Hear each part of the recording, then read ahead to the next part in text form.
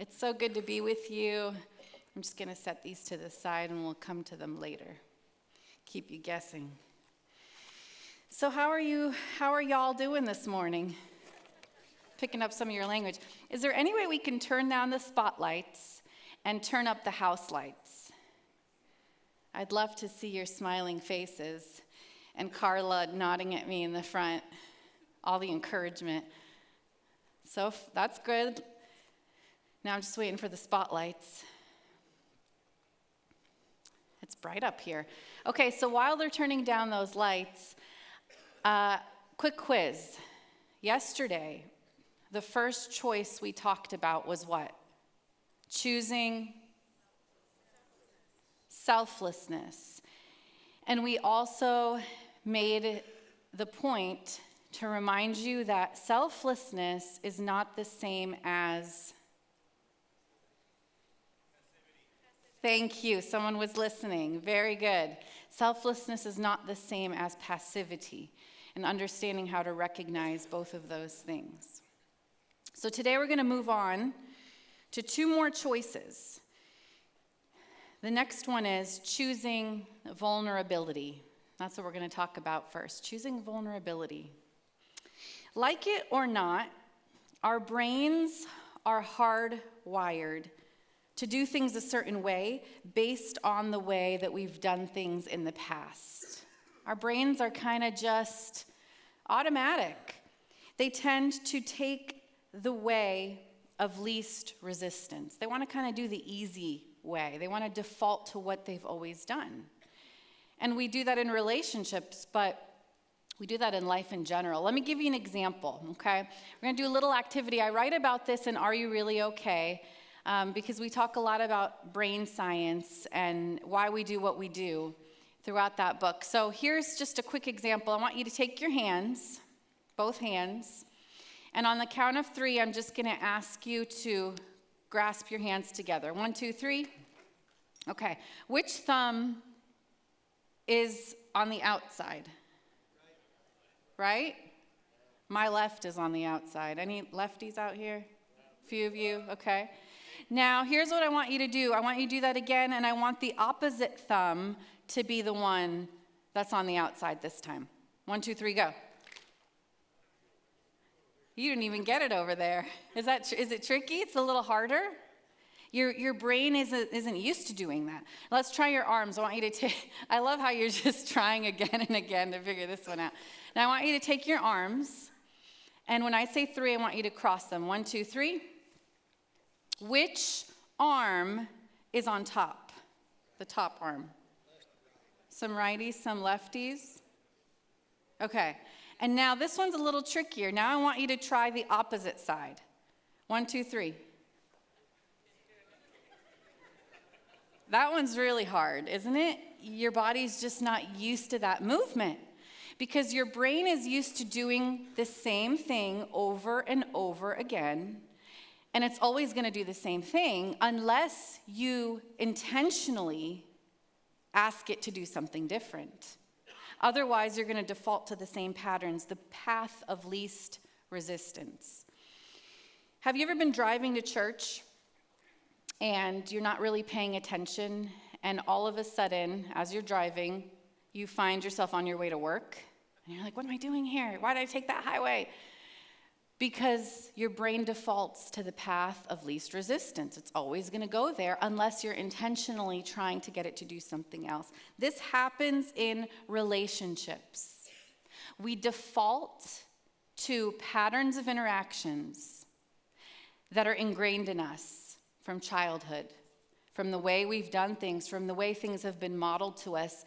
And unless we're intentional, we're going to keep doing the same things that we've always done. I call this pattern of interaction that we bring into marriage, I call it the walls of marriage. The walls that we bring into marriage. And they're basically the ways of interacting that have been passed down to us.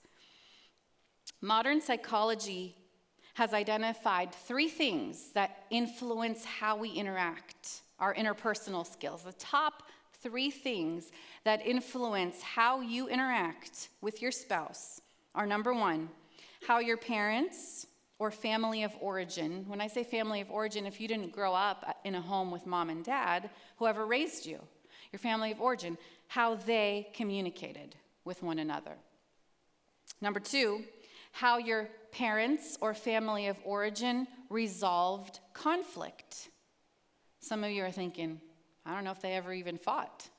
Is that a good thing? We'll talk about that a little later. Number three, how much responsibility each parent took in the problem, in the conflict. How much ownership did they take? Was it always mom's fault? Was it always dad's fault? Did they both take ownership? All of that then gets passed down to you without you realizing it and becomes your pattern, your walls that you carry into marriage. Well, what walls are you talking about, Debra? Do I actually have walls? Some of you might not think you do, because if you're not looking for them, walls are invisible. You can't see them. Some walls are really obvious, like the Great Wall of China, but others are invisible. When they used to train elephants for the circus, I don't think they do this anymore, because all the animal rights people have gotten involved. I don't think you have those kind of people in Texas from what I've learned. But what they used to do was they would take these baby elephants and they would tie a rope around their ankle, put a stake in the ground, and the baby elephant was able to go around a certain radius, and then it couldn't go any further because the rope was holding it back. And so the baby elephant would know that it had this radius that it could go and no further. But as the elephant got older, it became more powerful, huge, strong. And that rope on its leg is kind of like a piece of floss, like a little string. It could have easily snapped it and ran away. But mentally, there was a wall that existed, psychologically, because it was never able to go past a certain point before. So the elephant doesn't even try to go past that point, even though it can. It's an invisible wall. And that's the same thing with some of us. We've done things a certain way for so long, or maybe we just think, this is just who I am. And we don't even try to change. We don't even notice that we need to change, because sometimes what's familiar in our life becomes easier to choose than what's healthy. So we just stick to what's familiar. So I want to point out some of the invisible walls that you might be facing today. And I don't want you to think about which ones your spouse has, because that's pretty obvious for all of us. I want you to think about which ones you have. The first one is the wall of withdrawal. The wall of withdrawal is our tendency to run away from problems instead of deal with problems. I met a couple who was on the brink of divorce. They came into my counseling office and we sat down to talk. Usually when you come to my counseling office, I will prompt you, tell me about a common conflict that comes up in your marriage. You know, we all have those conflict patterns, the same argument, the same topic that tends to come up again and again and again. And each couple has a unique problem that they tend to cycle through. So I said to them, tell me about that one thing that keeps coming up. And they looked at each other and they were like, we don't really fight. Wait.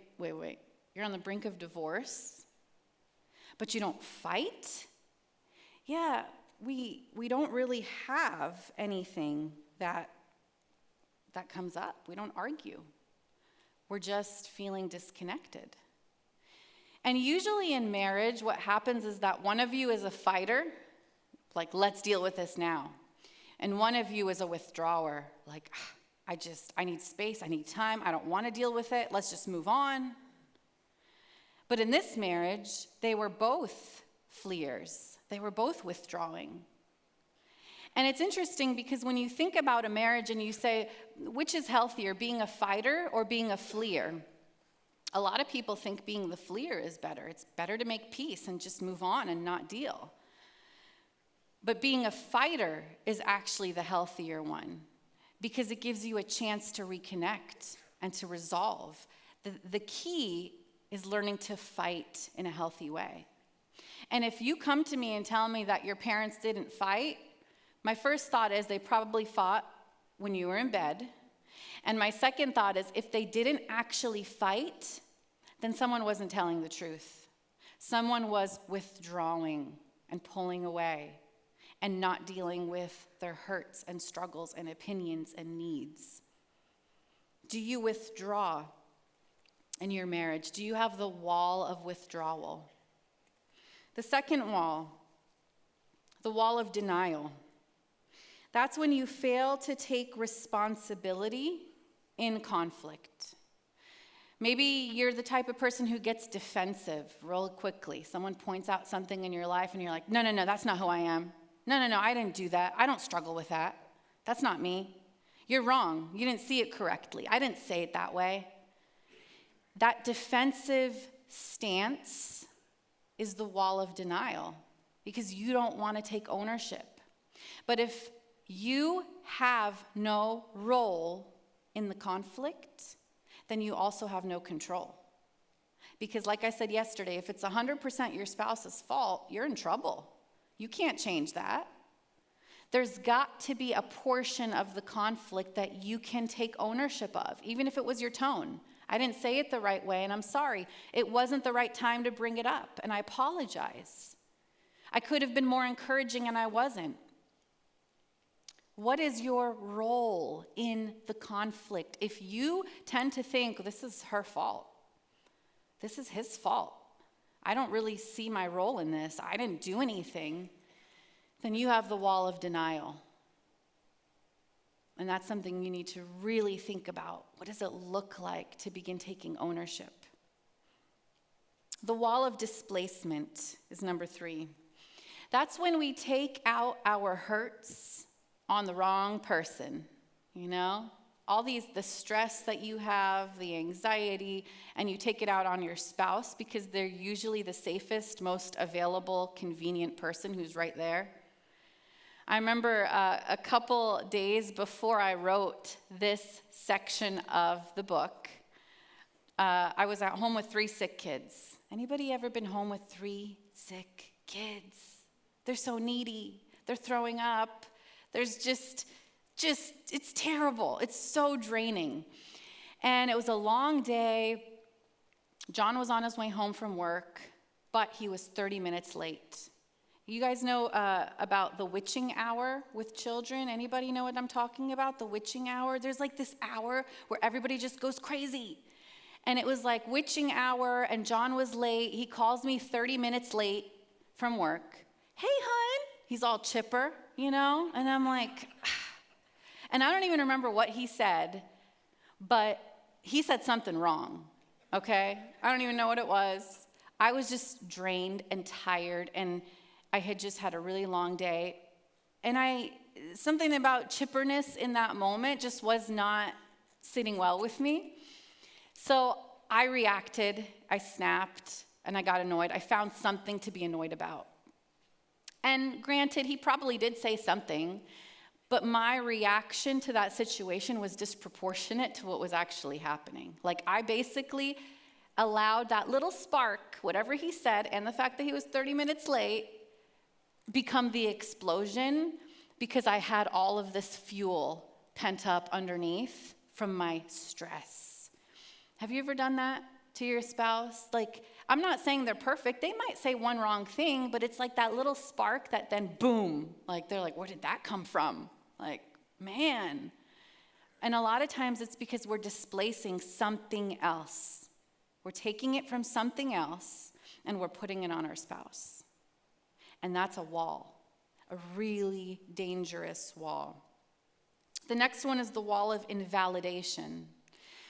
Invalidation is when you don't say something, A lot of times we think of the wrong things that we say, like, oops, I shouldn't have said that. But you ever thought about the wrong things the right things that you don't say? The encouragement, the affirmation, the attention. You know, when you come home from a long day and you notice that your husband has tidied up the house or unloaded the dishwasher. I know how women think. It's like, why do I need to tell him thanks for unloading the dishwasher? He's supposed to do it. I do it every day, right? But when we don't say something, we're invalidating the work. We're invalidating the energy. We're invalidating the effort. So it's not just about saying the right things. It's about looking for opportunities where we would normally be silent and maybe miss out on saying something, and make sure that we're filling in the gaps with positive things, with affirmation, with encouragement. Another way we invalidate is by saying the wrong thing, where let's say your spouse asks you a question and you change the subject, or you talk about something else as if they didn't ask you the question. Like, we're not being intentional about giving them our attention and focusing on what they say. Dr. Gottman, a psychologist in the field of relationships, talks about it. He calls them bids. And he says, your spouse tosses you a bid. It's kind of like a ball. Hey, hon, did you notice that I loaded the dishes? Or, hey, I heard a really great podcast today. Well, when your spouse tosses you that ball, you have the option of either catching it and throwing it down on the ground as if you didn't really get it, or grabbing it and throwing it back. Oh, cool. Tell me about that podcast. What was it like? Oh, yeah, the house looks great. I'm so grateful. Thank you so much for dinner. Thank you for helping me with this or that. How do you respond to your spouse's small requests? You're driving down the road. Oh, look at the beautiful sunset. Are you tuned into what's happening on the radio? Or are you tuned into what your spouse is saying and you toss back that ball? The wall of invalidation is when we say the wrong thing or don't say anything at all. What about the wall of fantasy? It sounds creepier than it is, but what I mean by the wall of fantasy is when we allow ourselves to get distracted. We enter an alternate world.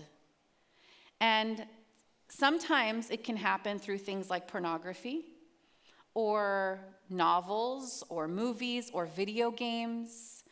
But essentially, we're trying to escape from reality instead of deal with reality.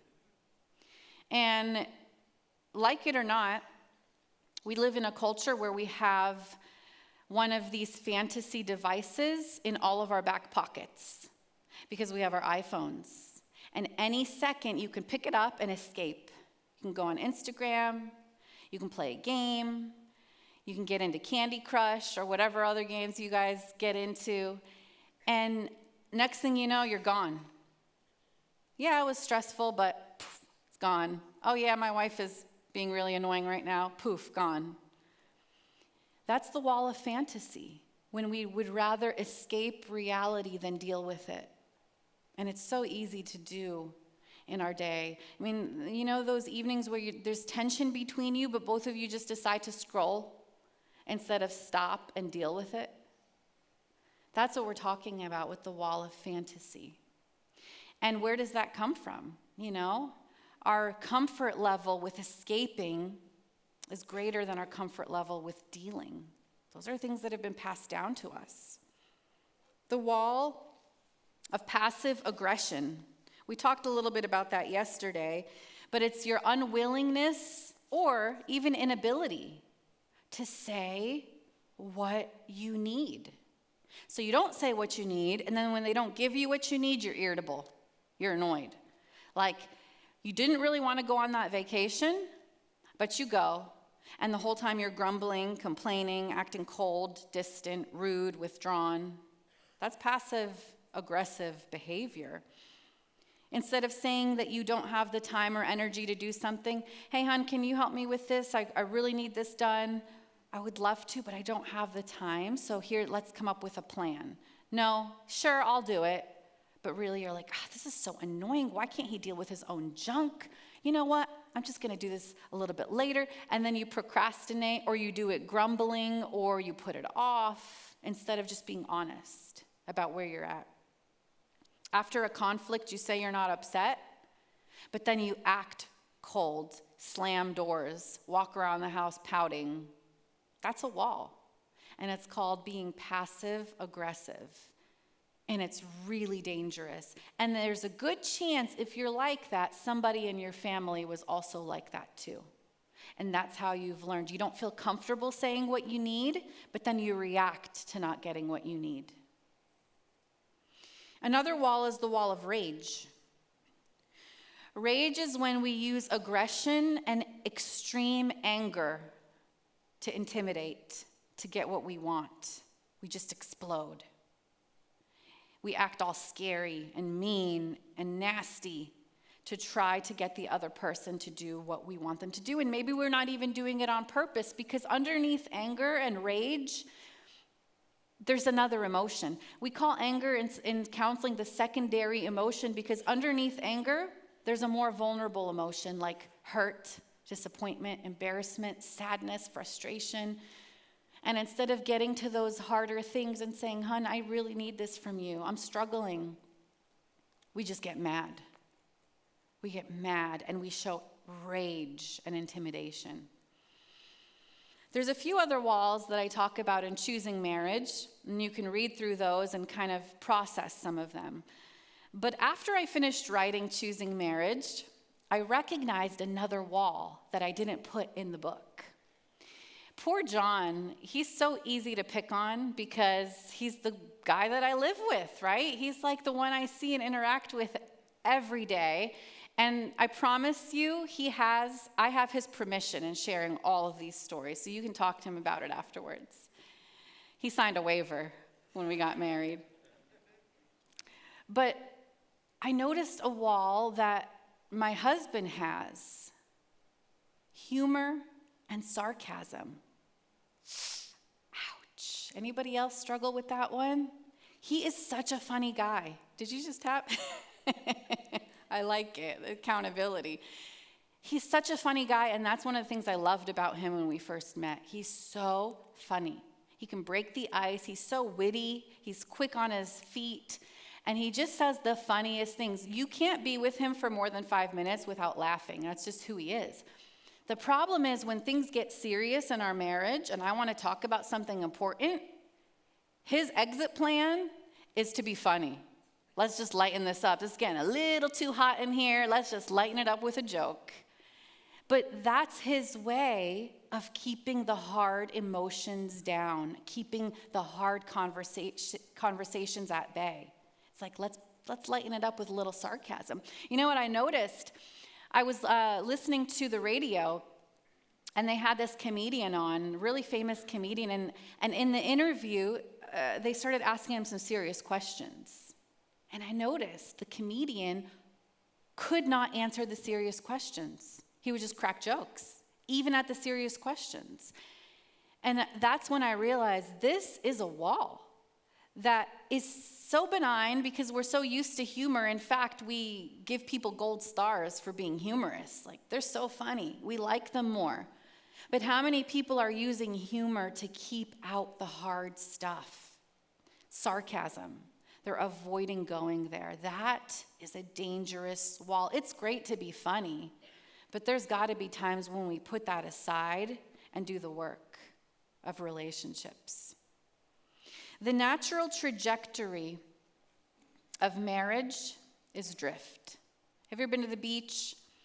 You're swimming in the water, the tide all of a sudden starts to take you far away from where you were. That's what happens in marriage naturally. You will drift as long as you do nothing. You will drift. That's what's going to happen. And the fact that some of you are here shows me that you're trying not to drift. You want to do something. You want to be intentional. And part of how we fight off the drift and fight off the walls is through one thing, and that is communication. Healthy communication and dealing with the hard stuff. In choosing marriage, 56% of married people reported that they argue 2 to 9 times a week. The majority of people are arguing a decent amount. There's stuff that comes up throughout the week. And 50% of them reported that they don't believe they handle conflict well. Those walls are coming up left and right.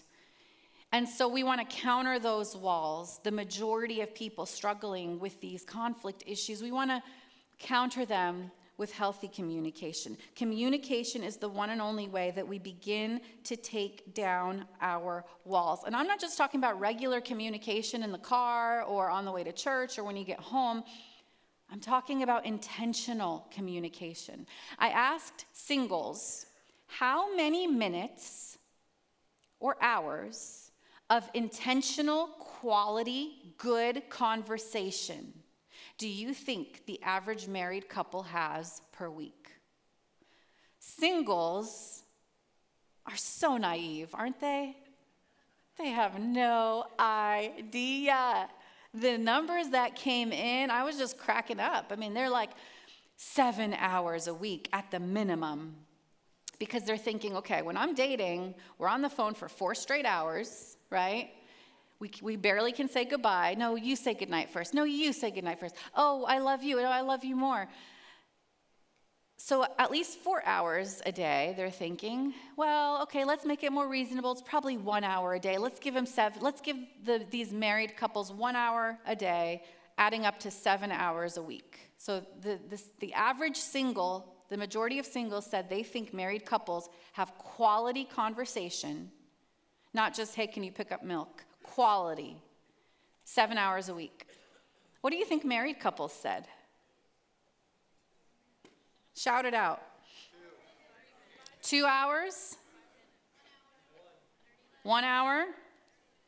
30 minutes? The majority, 15 minutes or less per week of quality conversation, intentional quality. How can we have good relationships with 15 minutes a week? And that's the majority of people. It's just mind-boggling. But we're not in the habit of having good conversation. I'm not just talking about the chit-chat. I mean, when you think about conversation, there's 3 levels. Level number 1 is the facts. What did you do today? Where are you going? What's the weather like? Just basic conversation. You could have it with a stranger. Level number 2 is a little bit deeper. It's your opinions and ideas. Here's what I believe about this. Here's my thoughts about this subject. Here's what's going on in politics and my opinion about it. It's a little bit more of you. The 3rd level is the emotions. And that's the level that I'm talking about. And that's the level that gets really hard for some people, and their walls come up. How many minutes are you having of quality conversation a week? One of the best things my husband and I ever did for our marriage is our Sunday night chats. We started it because we were at a pretty rough place in our marriage. John was working over 100 hours a week in residency. We had a newborn baby and a almost 2-year-old at the time. I think she's 1.5. They're 20 months apart, so it was kind of a blur. And we were not connecting. We were both escaping to our own unhealthy behaviors. And so we decided we needed a time to be intentional. So every Sunday night at 9 p.m., he set his iPhone alarm to go off, and we would sit down and talk. We called it our couch time, our Sunday night chats. And every single week since then, it's been probably 7 years, we haven't missed one. We sit, we talk, we check in. It's kind of like a business meeting, you know? Like, how can you run this massive corporation that we call the family and not have time to check in and connect? So we check in. How are you doing? How am I doing? Am I struggling with anything? Are you struggling? What do we need to pray about? How are we doing with parenting? How's our marriage? How are you doing with lust? Have you been looking at porn? Have you been struggling with anxiety? Have you been stuck in your depression? What is going on with you? What is going on with me? Am I having a friendship in my life that's causing me stress. Like, where are we at? How are we handling our family, our kids, our life with the Lord? And we check in and we each share and talk about how we're doing, and we pray and we connect. We talk about our feelings. And it's not always easy. I want to make sure that you realize that this doesn't always happen easily. In fact, John will tell you the first couple check-ins, he will say, were miserable. Because if you think about those levels of conversations like a pool, the shallow end is the light conversation and the deep end is the heavier conversation, the emotional stuff. Well, John will tell you I can deep dive to the bottom and hold my breath for like 30 minutes. And he'll also tell you that he's like that kid in a ducky floaty wanting to kind of splash around in the shallow end. And so the first few check-ins were difficult. We had to really work on opening up. It feels awkward to talk about certain things that you're struggling with. I've got some anxiety and some things that just felt awkward sharing, But man, did it transform our marriage. It had such a powerful impact and still does to this day. Whenever we're disconnected, it just has the power to bring us back, to connect, to go deep. And it's been a really powerful thing. And I would really recommend that you take the time this week to think through what could that look like in your marriage, to build that in. Is there a certain day or time? It doesn't have to be Sunday nights. We do Sunday nights because the kids are in bed. We're about to start a new week. It's just the perfect time for us. But is there a night or a morning that you have scheduled per week to check in? Sometimes our check-ins are 20, 30 minutes. Other times we've talked for 3 hours straight. We're blowing those stats out of the water because that's how you keep a healthy marriage alive. It takes intention, it takes time, it takes energy. What does that look like in your marriage? When I finished writing the chapter on the walls, I was thrilled as I was going through the book of Psalms, and I noticed a verse that I'd read before, but I'd never read it in this context. Psalm 18:29. With my God, I can scale any wall. Think about that. And I had just finished writing a chapter about the walls that we bring into marriage from our family of origin, these heavy, hard walls. And then I opened my Bible and there's this verse, with my God, I can scale any wall. And that just goes to show you that God is with us and for us, and he wants us to take down these walls that we've gotten from our family of origin, from our past relationships. And he wants us to build a new legacy as we take down the barriers and show our children what healthy communication looks like. If it's true that the top 3 things that influence how we interact is what we learn from our family of origin, what are we passing down to our children? What are they seeing? How are they comfortable with talking about emotions? Because talking about emotions is not a gender thing. And I think I need to say this a little bit more loudly here in Texas. It is not a gender thing, my friends. There is nowhere in Scripture that says men are more emotional than women. In fact, the men were the emotional ones. Have you ever read the Psalms of David? That guy was all over the place. Up, down, left, right, sad, happy, depressed. And he expressed his emotions. But not only that, when you read Are You Really Okay?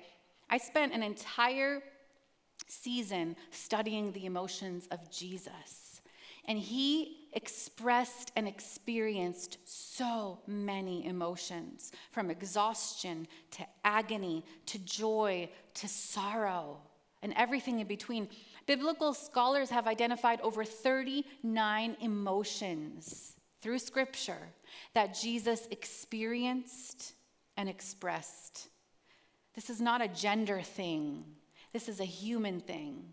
And it's something we've got to learn how to do. It's a muscle that we have to develop. And for those of you who are thinking, I don't really have emotions, I don't feel many emotions. Many times it's because we've been trained not to feel. A lot of times we come from past trauma. When you come from a lot of junk, you might not feel as much as the average person because God gives your body the ability to shut down some of those emotions so that you can deal with that hard stuff. I was on an interview with a really famous marriage ministry called Family Life. And Family Life was talking to me about emotional health. And the podcast host, Dave, was like, Debra, I don't really have many emotions. Like, it's just, I don't know. I don't feel like I have many emotions. And then he got to talking about his childhood randomly, and he's like, yeah, my dad left at a really young age, and my mom, abandoned us, and this and that, and there was just so much trauma. But to him, that was just his childhood. It is what it is. But what he didn't realize was during that season, his emotions shut down. You can't go through that type of trauma and feel your way through the whole thing. It's too much for your body to handle. So God gives our bodies this incredible ability to kind of tune down the emotions so that we can survive it. The problem is, after we're on the other side, we don't take the time to tune back in to how we're feeling. Or maybe you grew up in a home where emotions were kind of put down. Like, don't you cry about that.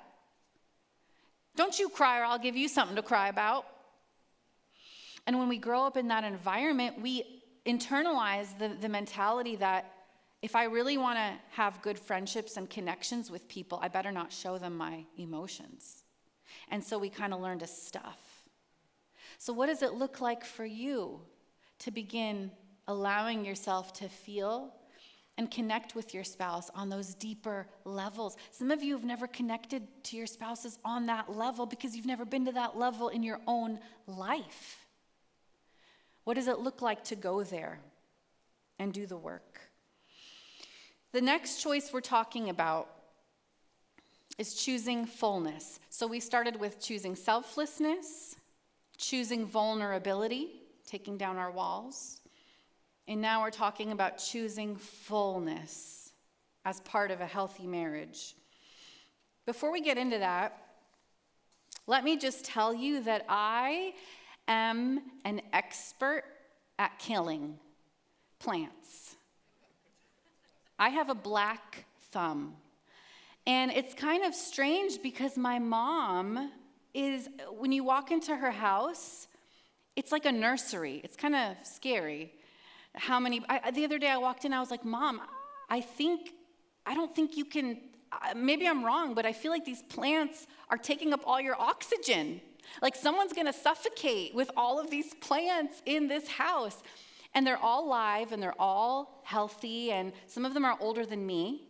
And she's really good at keeping them alive, but I just can't do it. So John decided, knowing my history with plants, to get me the easiest plant possible. It's called a succulent. And all you have to do is put like 1 ice cube in it a week, and you're good to go. But I really think he got it because he likes the word succulent. And he would walk in and say, your succulents are looking nice today, wink, wink. And I'm like, oh, brother. So succulents kind of became our code word for some other things. And all I had to do was water the succulent once a week. But then the day would come and I would think, wait a second. Was it this week that I put the ice cube in or last week? And I would get confused. So I would just add another one just to be on the safe side. Well, I overwatered the succulents, which I didn't know you could do. The roots started to rot and the succulent died. So the next week, he came home with a plastic container full of fake succulents. And they're sitting on our kitchen table. And they're going to stay alive. In my defense, the 4 children are alive. I keep them alive. That, to me, is a success. But here's the thing about plants, and what I learned is that most of the time, you kill plants by not giving them enough water. But you can also kill plants by giving them too much water. And guess what? Relationships are the same. And this is something you don't hear much in church, but you can kill a relationship by giving too much. Think about that for a minute. That doesn't sound very Christian, does it? But it's true. When you give too much in a relationship, it can die. Think about your history with dating. Have you ever been in a relationship where you gave more than your portion? You were doing 90% of the work, not getting very much in return, not asking for very much in return? Because there's a huge difference with being in love and being in need. I am giving because I'm desperately trying to get something in return. When we're in need, we give love because we want to feel valuable. We'll do anything to feel loved. We'll do anything to feel valued. We'll do anything to feel worthy and noticed and wanted. And so we give too much.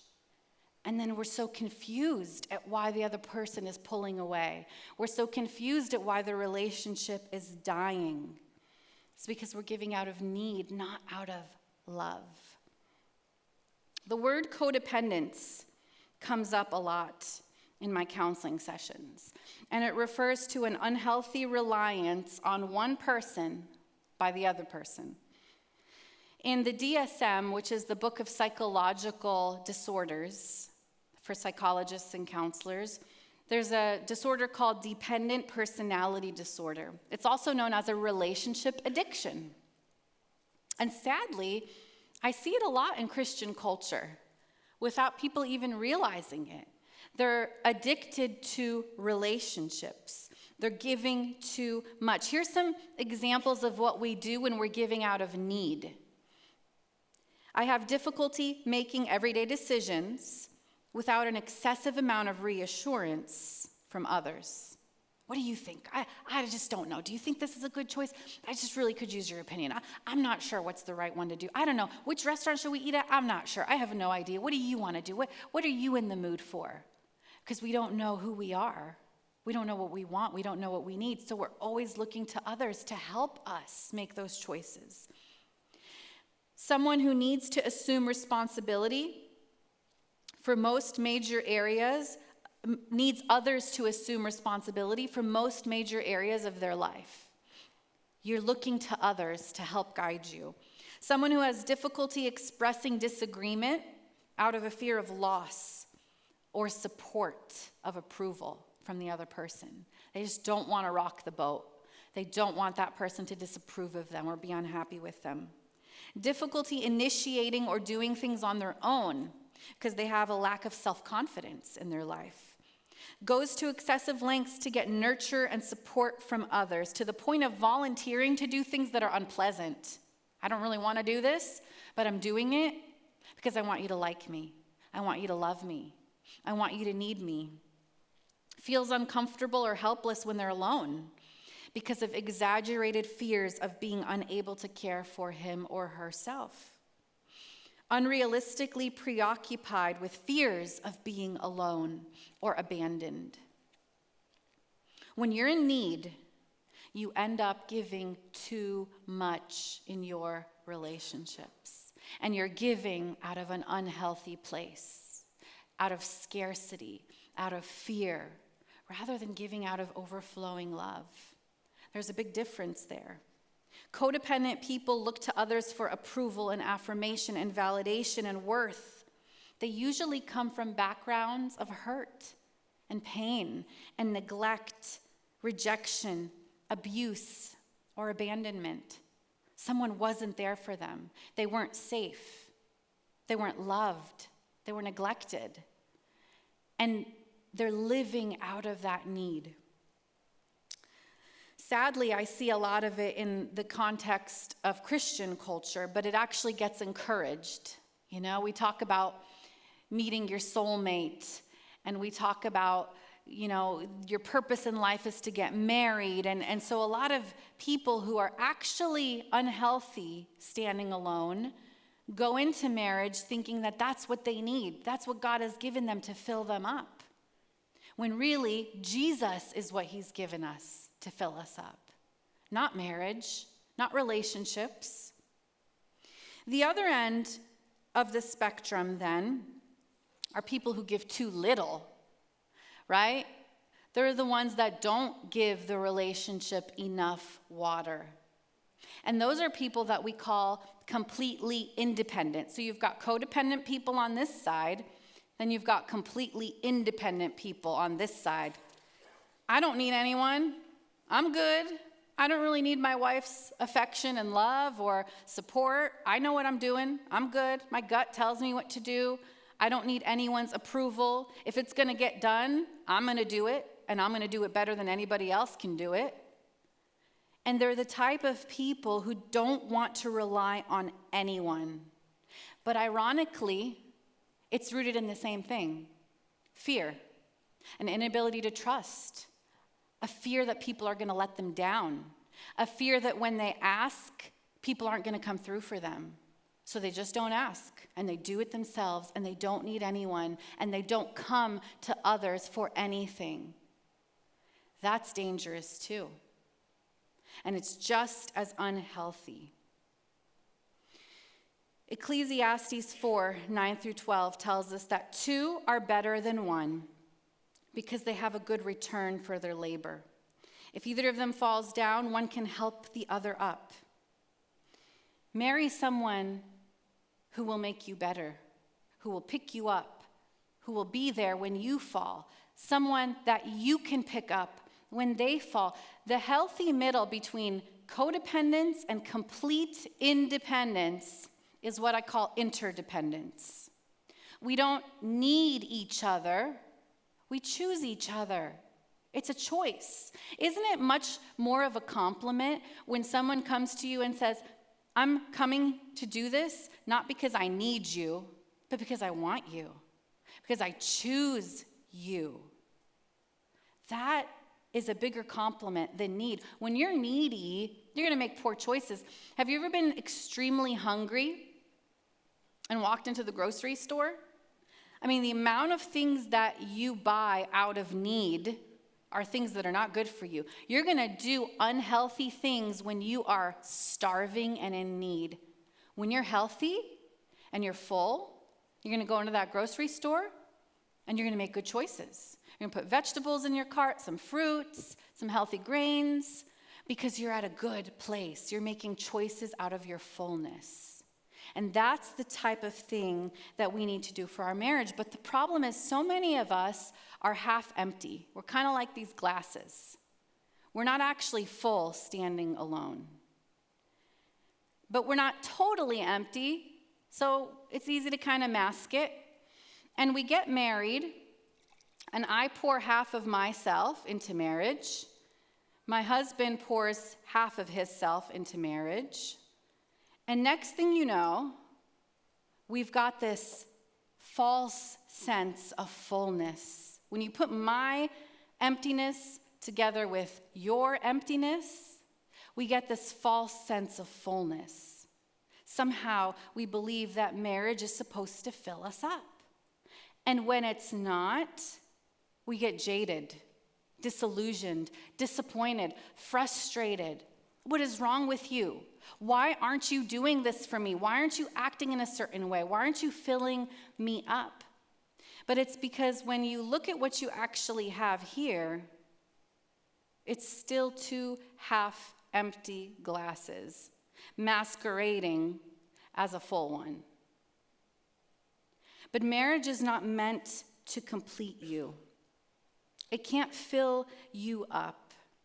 And I think many times we look at our marriage as the problem when it's not about a struggling marriage. It's actually about struggling individuals. Two people who are struggling and trying to fulfill that need through their marriage. The best marriage is when we take two cups that are filled to the brim, and we pour those cups into marriage, we have an overflowing love. We're giving out of our fullness. There's a lot to go around because we're both full. We're not desperately trying to take from the other person. So my question to you as we wrap up today is, how full are you feeling standing alone? How full do you feel right now? I recently wrote a book called Are You Really Okay? And each of you got gifted this book by Legacy Ministries. And it's such a generous gift from them. But I really believe it's one of the most valuable books that you're going to read this year. And I don't think it's a coincidence that out of all my books, including the one I co-authored with Gary Thomas, who is an unbelievable, prolific author, Are You Really Okay is the best-selling one of all of them.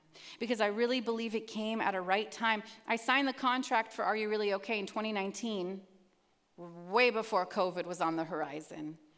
And then COVID hit, and next thing you know, we're all pressure cookers of stress and fear and anxiety. And all of that pressure eventually finds the point of least resistance. And just like a volcano, emotional explosions were happening left and right all over our country. Because the stress of the past 2 years revealed a lot of what's going on inside of us, a lot of the wounds and hurts and struggles that we're all dealing with. Mark 12:30 is the main theme of the book, Are You Really Okay? And it says, when Jesus' disciples asked him, what's the greatest commandment? He said, love the Lord your God with all your heart, soul, mind, and strength. Why did he say those 4 things? Couldn't he have just said, love the Lord your God with everything? He was very deliberate to break it up into 4 quadrants: heart, soul, mind, and strength. And I really believe it's because those 4 quadrants represent the 4 pieces of who God made us to be.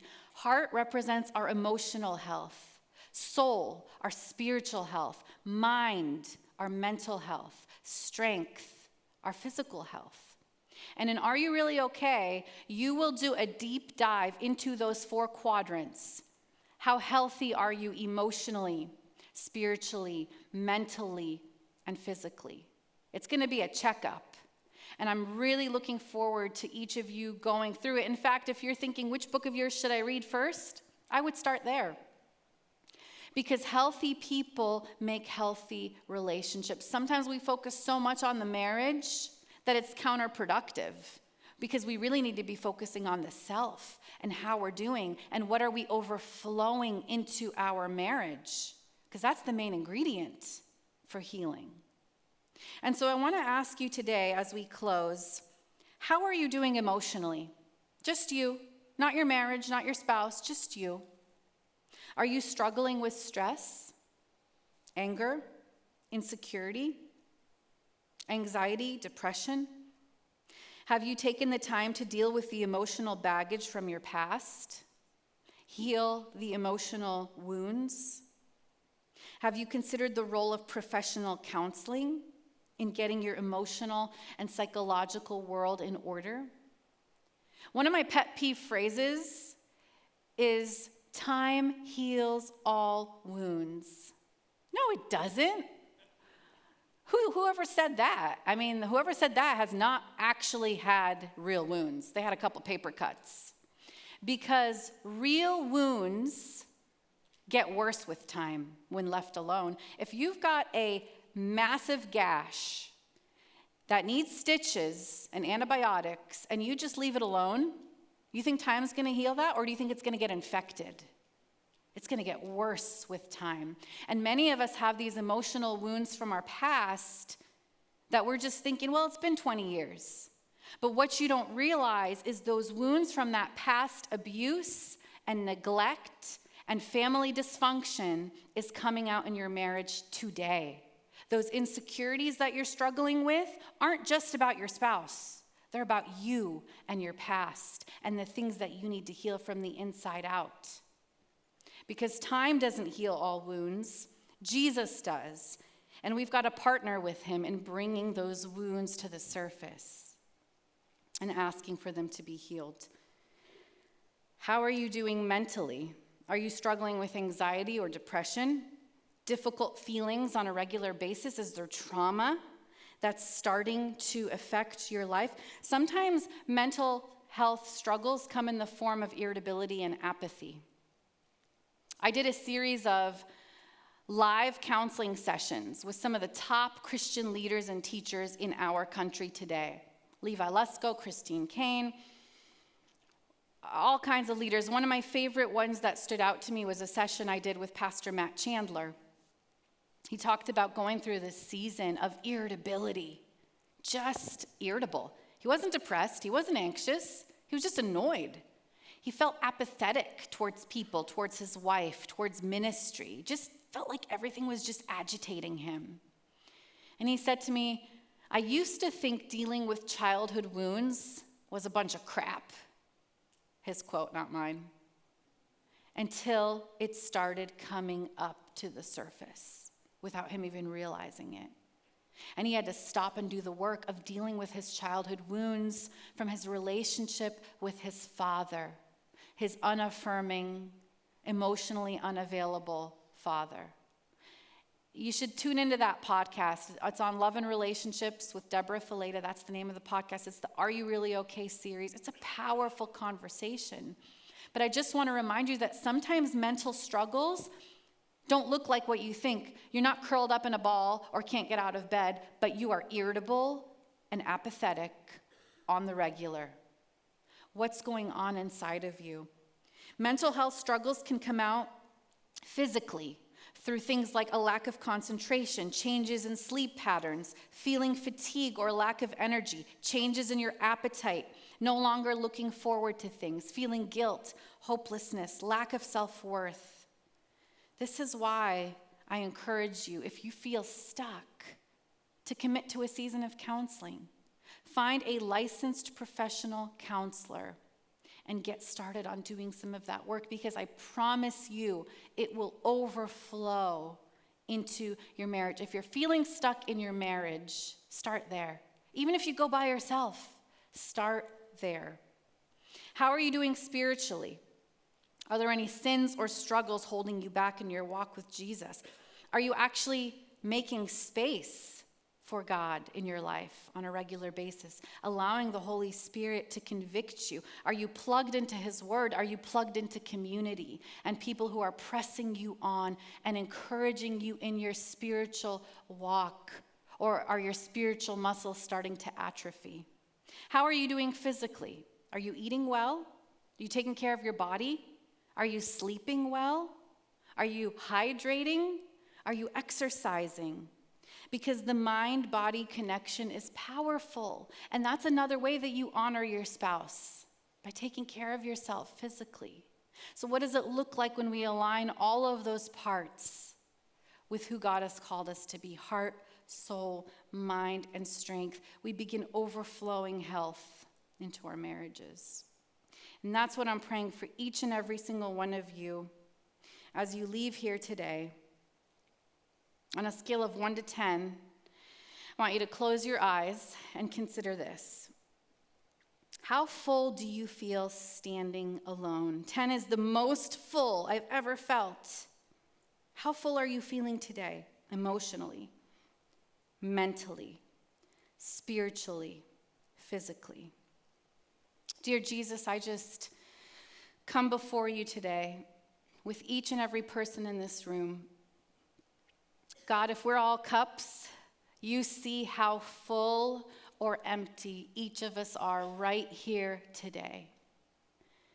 And God, you've promised that you can fill us up to overflowing. And I just pray that you would help each of us to be convicted in one area, emotionally, mentally, spiritually, physically, one area where we can start being intentional about filling up, going to counseling, working on things in the past, learning to express our emotions, dealing with underlying depression or anxiety or whatever you bring. I just ask, God, that you would spotlight one thing today for each of us, one area that you want us to work on, that you want to begin filling up in our life, God. And I just pray that you would fill us most of all with hope. Hope in knowing that as we get full, God, that you can overflow that fullness into our life, into our marriage, into our families, into our ministry, that we would be living out of a place of fullness, God, not out of a place of emptiness. We just ask for your Holy Spirit. Fill us up, Lord. In Jesus' name.